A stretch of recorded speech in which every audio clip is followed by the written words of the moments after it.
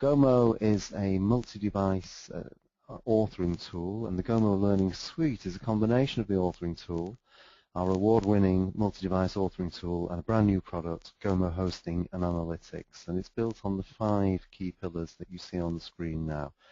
I'll talk about all of those in a little bit more detail in a moment.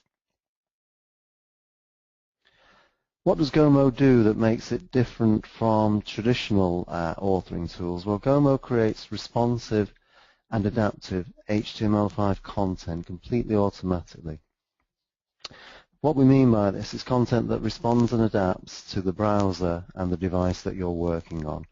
This allows you to build a course once in Gomo, and it will work on any device, desktop, laptop, tablet and smartphone, and you don't have to do any additional work when you're authoring to get that multi-device behavior. It's inherent within Gomo. So just to illustrate that, if I just disconnect this browser session here, we're actually looking at a piece of Gomo content on the screen now. I'll just stretch it out a little bit like so. So this is a Gomo course. As I shrink the browser down, the content responds to the changing browser conditions. You can see the images hopefully shrinking down. At the point at which Gomo realizes that the images are too small to view next to each other, it will stack them vertically. And as we shrink the browser down further and further, we're now looking at something that looks a little bit like a smartphone, and our content is still completely usable. If you look at the icons along the bottom for the nav bar there, they're currently in icon form. As soon as there's enough space for them to be pure text, Gomo switches them back to be pure text. So that's what we mean by responsive and adaptive HTML5 content. If I minimize my screen now, just to try and show you that on a different device. Hopefully you can now see my iPad.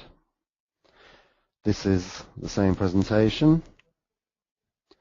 I'm using, you can't see this obviously because you're not in the same room as me, but I'm using swipe gestures here just to navigate through the logos and also to navigate through the content. So it's exactly the same course on my iPad. Really important thing here though is if I turn the device round in my hand, the content adapts and responds completely automatically to the changing browser conditions. It's not that important perhaps on a tablet, but it can be really important on a smartphone.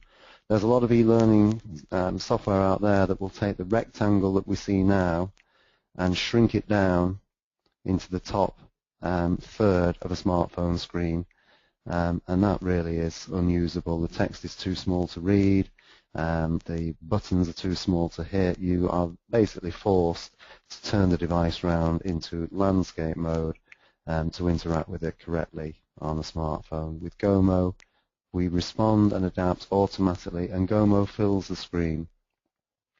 It also does that no matter what the device type is. You don't have to tell Gomo how big the screen is. You don't have to tell Gomo that you're designing for an iPhone or an iPad. If I can get my iPad off the screen, that would be a big help. Come on, you awkward thing. Here we go.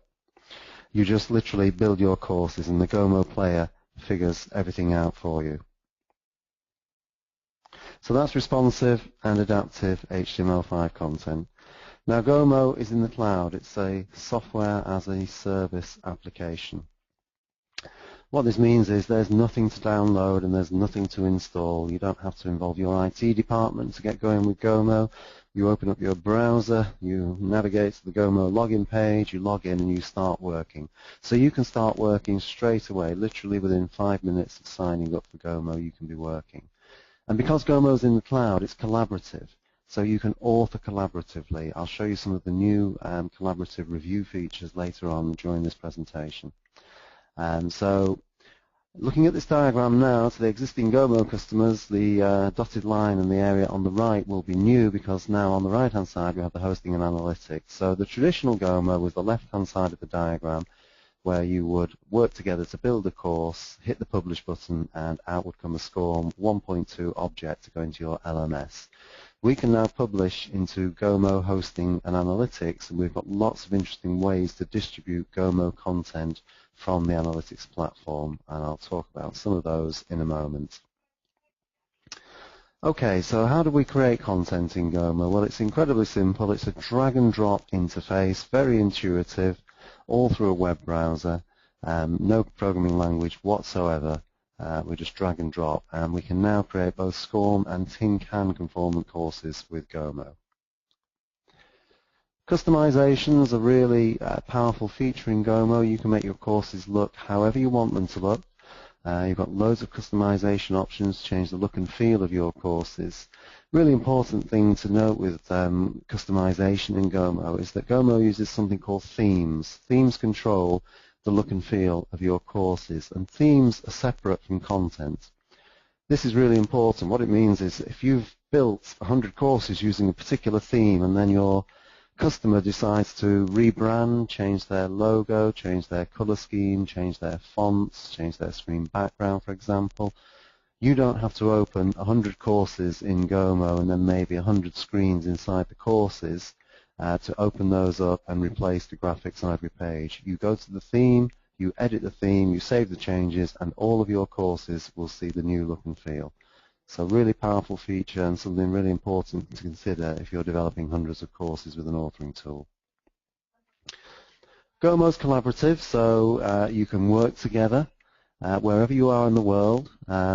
We often help our customers out, working with them on projects from all over the world. We've got content locking so that two people don't end up updating the same bit of content at the same time.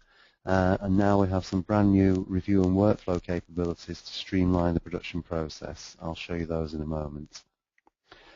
When you've built your course, you can go down the traditional route of publishing out a SCORM LMS file to go into your learning management system, but we now have 4 new methods of distribution. Gomo Central is our hosting platform. You can give your students instant access to Gomo content. It's got a login page. Students can log in and run Gomo courses. If you have an existing LMS, then you can publish content to your LMS with an LMS wrapper from Gomo. The beauty of this is the LMS gets the wrapper. It doesn't get the whole Gomo content. The Gomo content sits in the Gomo servers. This allows you to update your courses in Gomo and your LMS users to see them instantly. And it gets rid of all the grief of publishing zip files, downloading and uploading courses. You can instantly update courses that are sat in your SCORM LMS. We can provide you with a direct link, so you can send students a direct link to a course, even a QR code. I'll show you that in a moment. Or we've got an HTML wrapper which will allow you to embed your courses directly into a website. So there are 4 distribution methods in the new hosting and analytics part of Gomo. And sat behind all of that is our built-in TinCan reporting, which will give you a visual way to analyze learner data.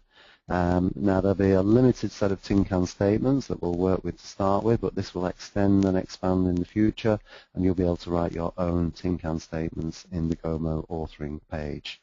You've then got a full analytics engine sat behind this, so you can analyze who's been in your projects and do far more than you might ever do with SCORM, which has got a limited set of interactions that it can report on.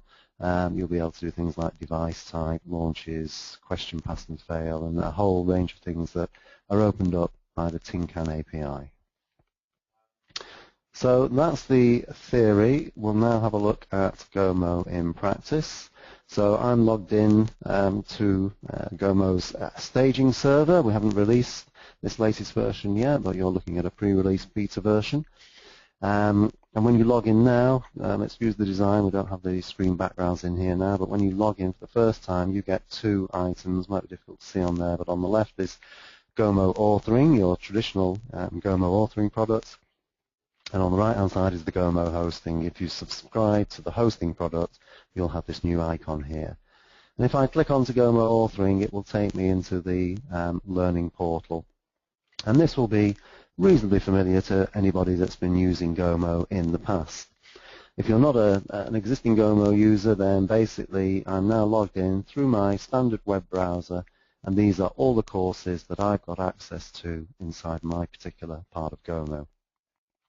And we'll start the presentation here, we'll start the demo here now, and I'm going to create a brand new project just by clicking on that button on the left hand side, and this brings up the course creation wizard. So let's give this project a name.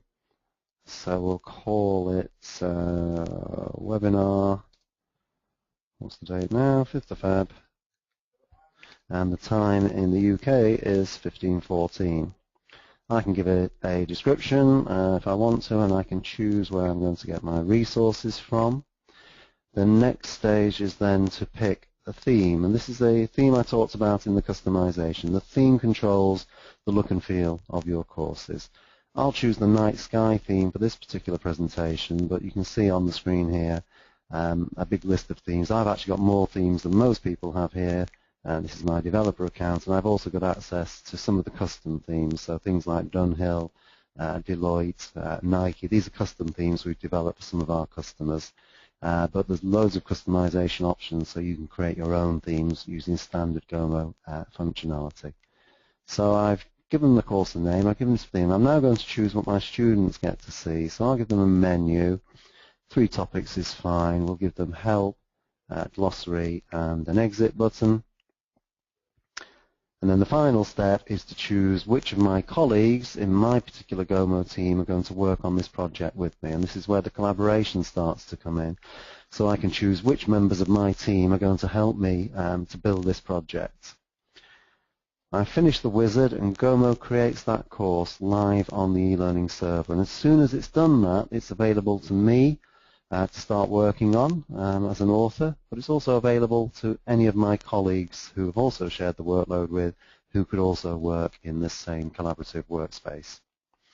So this is the course structure. I've got my header and footer navigation, so down at the bottom there you can see I've got a menu, help, glossary, and exit button, and maybe in the header navigation I'll have a table of contents top left, and then in the middle there I'll have a progress bar. I'm in standard issue Chrome here, but I can right-click at any point. So if I right-click onto topic 1, it brings up a context menu, so I can just change the topic settings for topic 1. And I might want to call this Introduction to Gomo, or whatever I might want to call it. And we'll say that this topic is in development, so my colleagues can see that I'm working on that particular topic. It's in development, and if you can see now, I've actually opened that topic and it's now locked by me, and my colleagues would see that I'm busy beavering away and they can't actually work on this particular topic. Clicking on the topic itself opens up the Gomo authoring interface. This is where you spend most of your time in Gomo when you're creating your courses. Just to explain the screen layout, on the left-hand side is the navigator. This is the list of screens in this particular topic. We only got one for now, but we'll add a few more in a moment. Next to that, I've got the assets panel. This is where I can drag and drop my media, my presentation assets, or my quiz assets onto the page. In the middle of the screen is my screen preview. This gives me a very rough preview of how this course is going to look. And on the right-hand side of the screen is my properties panel, and that's dynamic. It changes depending on what I select on the page. If you look at the box I've selected in the middle and look over to the right-hand side, you can see this is set as a 2-column layout. So I've got 2 columns next to each other, and I can have up to 4 columns in any content block. On a desktop display, it's going to look pretty much like we see here. On a tablet display, again, it'll look pretty much like we see here. But on a smartphone, Gomo will stack this right-hand block of text below the left-hand one. And that's how we get the multi-device behavior. So if you're holding a smartphone in portrait mode, the text will still be readable, the pictures will still be visible, everything will stack vertically, you'll be able to scroll up and down, and this is how we enable multi-device behavior. So let's do a little bit of authoring now. So first of all, I'll just delete that text on the right. For the text box at the top here, I'll just put some different text in here. So welcome to Gomo, like so. For the text on this second box, I'll actually just fire up the Gomo website and grab a little bit of text off the feature tool. just to drop into this particular box. So we'll just grab some text like so, copy that, go back to the authoring page and paste that in. It's pulling the fonts and the colours of the text through from the theme, so this is how we get very nice design consistency in Gomo. By using the theme to control the look and feel, we don't end up with a page of Times New Roman followed by a page of Arial, followed by a page of Verdana, and so on. So on the right-hand side of this page now, I think we'll just drop in an image. Double-click on the image placeholder, and I can have a list or a thumbnail view of my images. I'm just going to drop the Gomo Learning logo in. Oops, my mistake there. New feature here is the ability to edit images within Gomo. So I could stretch that image out a little bit, maybe make it a little bit bigger, and apply that. It's now processed that image, made it bigger, and I've saved a new version. So the ability to edit images within the Gomo editor, that's a brand new feature that will be coming out to our existing customers in the next week or two. Okay, so let's add a second screen into this presentation, and I'm going to use the add screen from template feature, and this is a really nice way of building very complex interactive screens incredibly quickly within Gomo. So for this second screen, I'm going to use a hotspot image. Creating that, Gomo automatically creates everything I need for my hotspot image. So let me go and find an image for this page, and we'll make this page all about Gomo's offices around the world. So I'm going to drop a world map in. The screen title we'll make as our offices. When Gomo made this page for me, it automatically made 3 subscreens, and this is where I can reveal information when a student clicks on the page. So first subscreen we'll call Brighton, and we'll make this page all about the Brighton office. So I'll just change the text to Brighton like so, and then underneath that Brighton we'll just drag up an image of Brighton. And I've got a picture of Brighton Pier, there we go. Back to the navigator, the second hotspot reveal we'll call New York, and we'll make this all about the New York office. And again, I'll just drop in an image of New York onto this page. Now, I'm being a little bit lazy here and just scrolling through. There we are, there's Statue of Liberty, but you can search through the images as well as just scrolling down the image list. I'll now double-click on the map and set up the interactivity. So hotspot 1 was for my Brighton office, so I'll just drag that over the United Kingdom like so. Hotspot 2 was for the New York office, so we'll drag that over the States. If I click back onto hotspot 1 and we look at the set actions, you can see it's automatically set itself to show the Brighton subscreen, but we don't have to do that. We can do lots of interesting things when the student clicks or touches on that page of the course. So for example, we might want to take them to an external web page, maybe the Brighton tourist page. We might want to link to a PDF or a Word document. We might want to link to a completely different screen in the presentation. We might want to change a variety of things like course completion, course score, change an image, set a variable, show a subscreen. So we have lots of nice interactive capabilities to make highly interactive and non-linear courses within Gomo. So that will do me for page 2. Let's add another new screen from a template. And on this page I'm going to talk about our customers. So we'll have a look at our customers, like so. I'll just change the text on the right there. We have customers all over the world. On the right-hand side for this one, instead of having an audio asset, I'll have a carousel. Carousel asset lets me do a sort of spinning reveal I'll go and get a variety of images to go in this one. So we'll have the Dunhill image there. In the second step, we'll have JP Morgan, I think. There they are. And for the third one, we'll have Nike.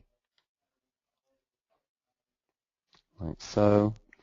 And again, I can just, for completeness, put in the titles. So Dunhill, JP Morgan, and Nike. And we'll apply that.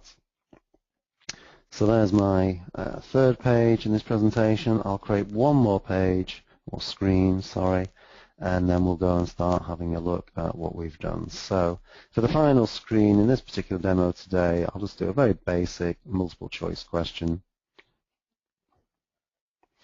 And the screen title can be the questions for them, which will be where is our head office? I've got 3 answers set up here, so option 1 can be London, that's going to be incorrect. Option 2 can be Brighton, which we'll set as the correct answer. And option 3 can be New York. And then for the feedback, so New York's going to be incorrect, Brighton is going to be correct, and London can be incorrect as well.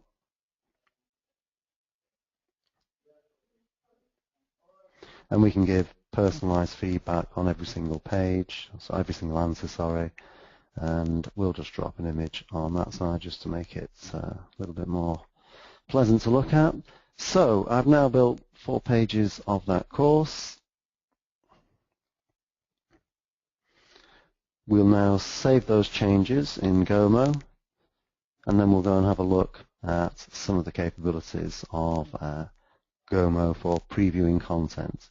So that topic is now saved. If I go back to the Gomo Learning Portal, we can preview this course. I'm actually going to share it first of all, just to show you some new functionality in a moment. So let's now preview this project. One of the really nice features of Gomo is the ability to preview your courses across any device in any orientation without having to publish the course out to the devices. So the Gomo Previewer allows me to preview this course that I've just built across all my devices. So there's the first page. Welcome to Gomo. It's all looking very good, just as I expected. Page 2 was the Our Offices page. Click on Brighton, or the UK. We see the Brighton reveal. Click on New York, and we get the Statue of Liberty.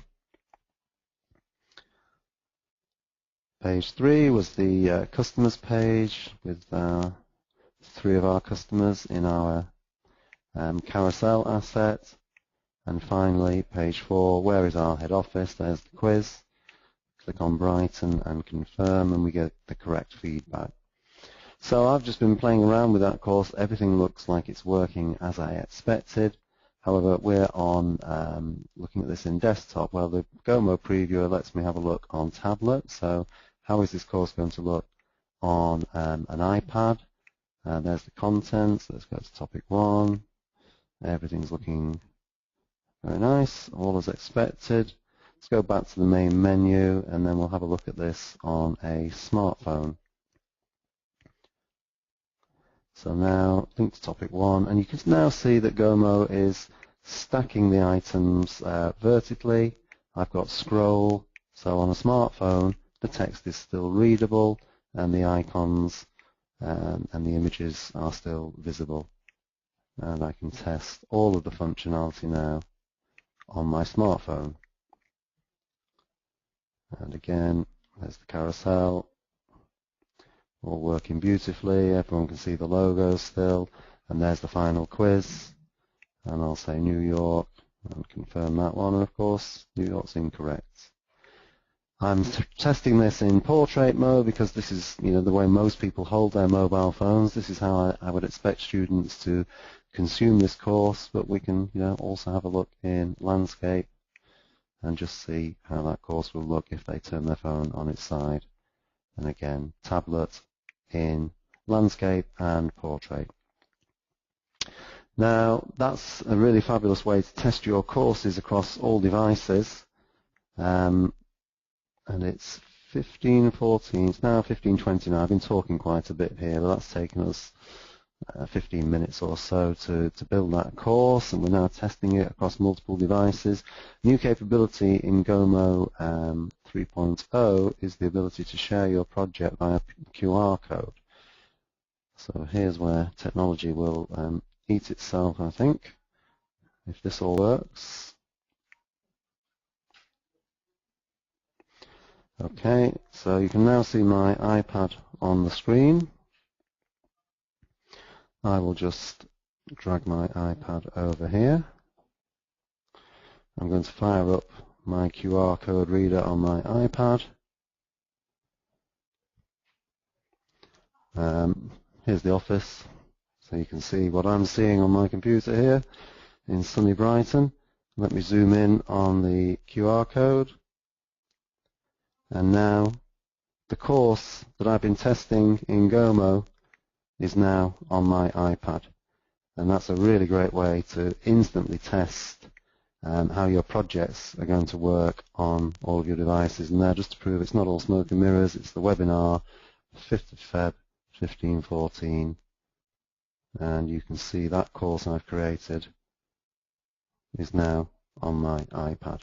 So if you want to do some final testing of your content on your devices, you can now just point your QR code reader at the image, and GOMO will automatically transfer the course to your device. So really nice new bit of functionality there in the next release of GOMO. You can of course share the course via a link as well, and that's always been there, but the QR code is brand new.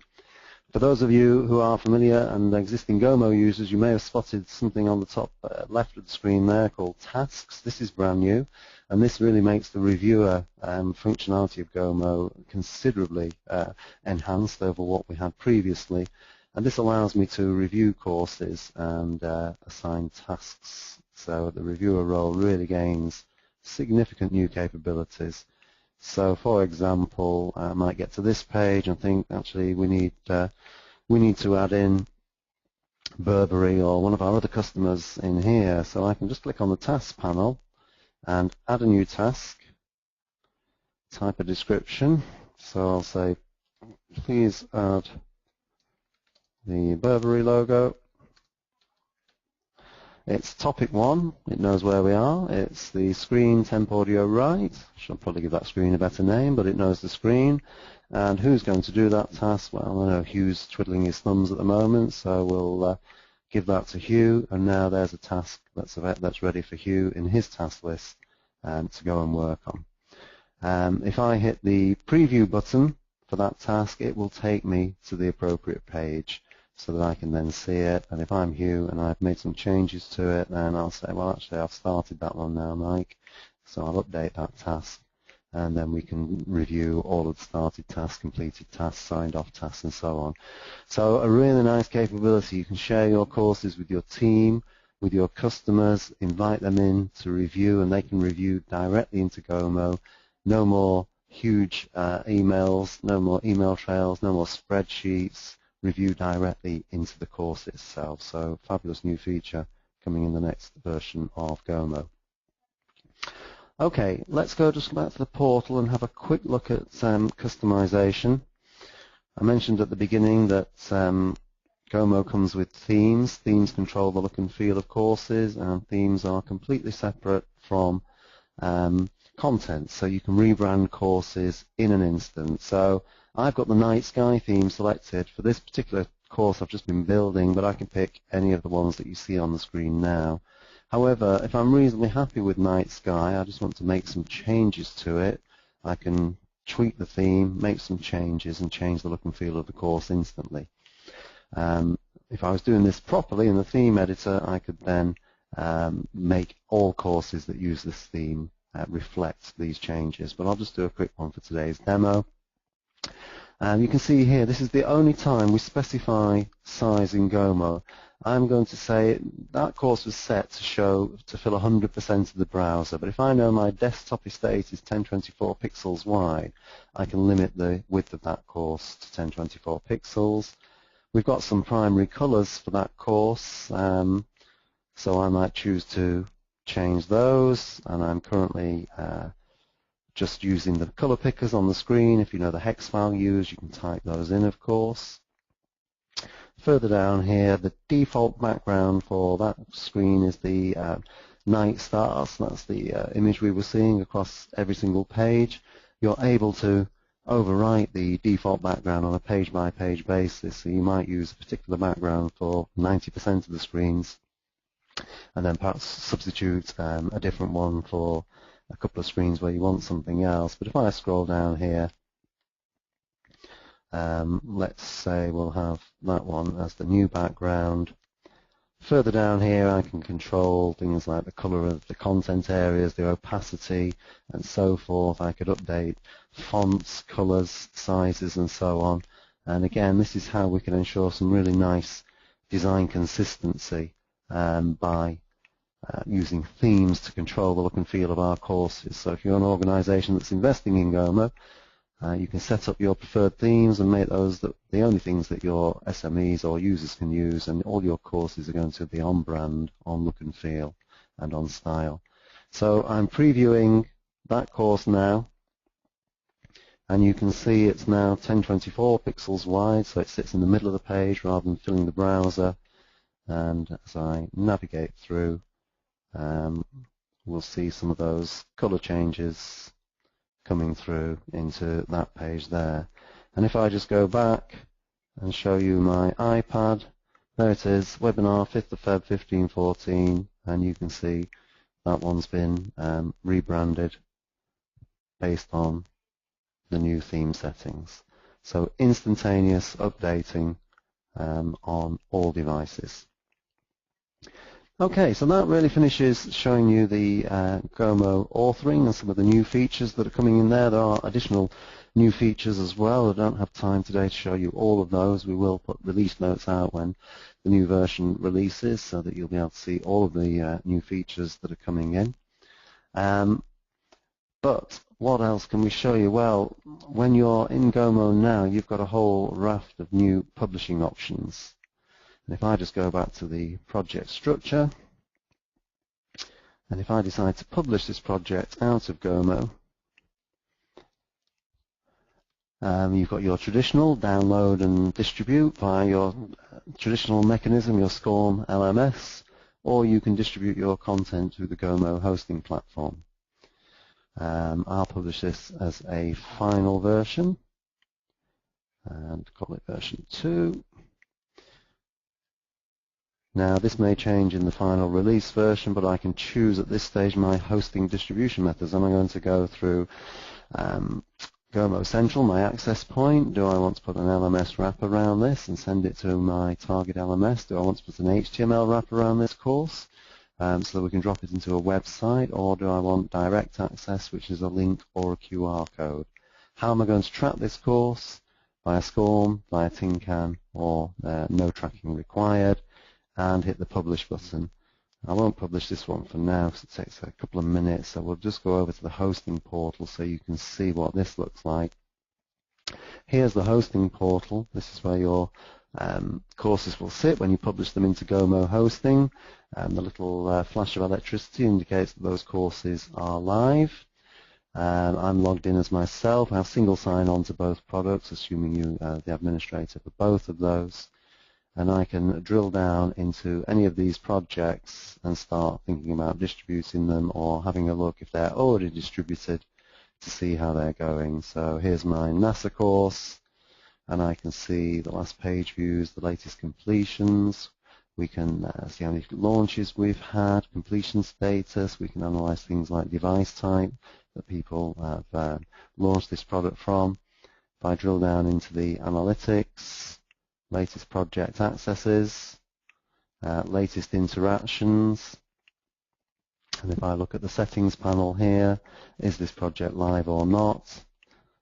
It's going through access point. Do I want to give direct access? If I do, There's the web address that I can share with my students if I'm going to send it to them via email. And if I just go back to my gomo dashboard, record store is where all of the records are stored. This is coming from our learning record system, LRS. I'm drilling down into Fred. Here, how many projects he's accessed, total launches, total time, recent projects that he's accessed, and then further drill down on if I want to do it by project, for example, like so. I'm just going back to the home page. Sorry, I can configure access points. This is where we can configure the look and feel of your Gomo hosting portal. So you can control things like the site title, whether you've got a logo on there, an icon, are you going to require students to log in, or are you going to allow user registration? We will have a direct link from this one here, but I'll just copy that link. This is what students will see if they were logging into this particular instance of Gomo Central.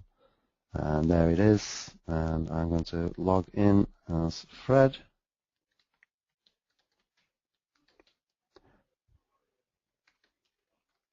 Things like self-registration can be switched on and off. And there it is, that's Fred's view of the world. So as a student, Fred can just log in and launch his courses. The administrator clearly sees all of the hosting and analytics data that sits behind and controls things like course and project access. And there's Fred now running his NASA image gallery course like so. Okay, so that covers most of what we plan to show for today. The last thing I will show you is the pricing side of things. So that question usually gets asked at this point. This is the UK pricing, so if we hope we've made it as affordable as possible. If it's just you, then Gomo is available for £49 a month or $490 per annum, so you get 12 months for the price of 10 if you sign up for the year. Small Team is the most popular package we have, £148 a month or $1,480 per year. Both of these give you unlimited projects. Small Team, you get 4 user logins. Personal Plan is a single user. We've got a lot of people on personal plans, small e-learning companies, one-person development shops creating e-learning courses. With the hosting analytics, you now get the ability to distribute those as well through Gomo. You get your storage. Team collaboration comes in Small Team because that's a collaborative package and the same support. And then Enterprise is a talk to me, Hugh, or any of the Gomo team if you need more users, unlimited projects, telephone support, training, custom theme, and some of the additional services. I know we've got quite a few people on from the United States today, so I'll just flick over to the dollar pricing just so you can see what that looks like in the US. And I think we also have a few people coming in from France I saw this morning, so in euros that's how those prices work out. We don't have the hosting analytics pricing on the website just yet. We're still working through exactly how that's going to work, but the pricing will follow the same sorts of figures that you're seeing on the screen here. So there will be an $89 per month price. There will be a $249 per month. So we're going to try and make the pricing at the same sort of level of affordability as for the authoring. So I apologize, we're not quite there yet because we're still just working out exactly where the price point is going to come in, but it's going to be of a very similar nature. And that will be up there when the product launches, which should be within the next 2 weeks.